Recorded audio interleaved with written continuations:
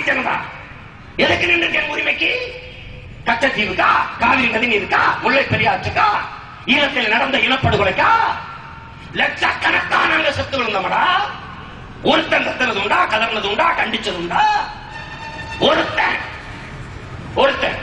சிரியாவில் ஈஜிப்துக்கும் சிரியாவுக்கு நடக்கிற சண்டையில அந்த மக்கள் அகதிகளா வெளியேறான். கடல்ல போன ஒரு தோணியில போனவன் கவிழ்ந்து விழுந்துருது. அயலாங்க ஒரு சிறுவன் கரை ஒதுங்கிறான், செத்து போய் பிணமா. அந்த ஒரு சிறுவனின் உயிருக்கு அப்படியே கரையிலடா லட்சக்கணக்கா சத்தமடா. கறிக்கட்டையா கறி இருந்தவடா. எங்கள் குல கொழுந்துகள் பிஞ்சுகள் தலை தனியா, கால் தனியா, குடல் தனியா அப்படியே சிறை கிடந்தார்களா. ஒருத்தன் பேசலையடா, ஒருத்தன் பேசலையே.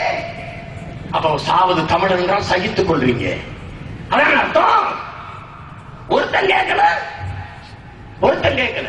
வியட்நாம் போர், கிம்புக்குங்கிற பெண்ணு 8 வயசு சிறுமி அப்படியே உடல் வெந்து நிர்வாணமா ஓடி வரா. உடையற்ற உடலோடு தெருவில் கருப்பு விலையில ஒரு படம், கதறி வர படம்.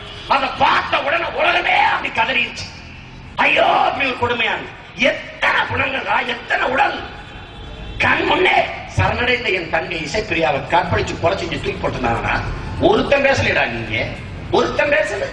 பச்சிலம் பாலகம் பாலச்சந்திரன் என்னடா பாவம் செஞ்ச, ஏன்டா சுட்டாய், ஒருத்தங்க உலகத்தில் கேட்கிறா. அயோக்கிய பேருடா. அப்படின்னா எங்களுக்கு கேட்க எவனும் இல்லை, அதான அர்த்தம். கருணாநிதி கேட்க போறாரா, ஜெயலலிதா கேட்க போறாங்களா, இல்ல மோடி ஐயா பேசுற போறாரா, ஐயா ராகுல் காந்தி பேசுற போறாரா? எங்களை கொன்னே காங்கிரஸ், அதன் தலைமை சோனியா காந்தியின் மக்கள், ராகுல் காந்தி பிரியங்கா காந்தி கொன்னது. மறுத்து பேச சொல்லு, காங்கிரஸ்காரர் மேடை போட்டு சீமான் பேசுறது போய் சொல்ல பார்ப்போம். பேசுற சொல்லு. பாலச்சந்திரனை பிடிச்சு வச்சிருந்தது ராகுலுக்கு தெரியுமா தெரியாதா? இலங்கை ராணுவ ராகுல் காந்திக்கு சொன்னதா சொல்லலையா? பிரபாகரனுடைய இளைய மகன் பாலச்சந்திரன் எங்கள் கஸ்டடியில இருக்கிறான்னு ராகுல் காந்திக்கு சொல்லப்பட்டதா இல்லையா? பிரபாகரன் குடும்பத்தில் ஒருவர் கூட உயிரோட இருக்க வேண்டாம் என்று ராகுல் காந்தி சொன்னாரா இல்லையா? சொன்னா பாப்போம். நீ என்ன சின்ன பையன் காமெடி நினைச்சிருக்கோம், கோமாடி நினைச்சிருக்க, நீ எதுவும் தெரியாது நினைச்சிருக்கியா? நெஞ்ச முழுக்க காயம், அவ்வளவும் பஞ்சம். படித்திருக்காம நான் சாக மாட்டேன்.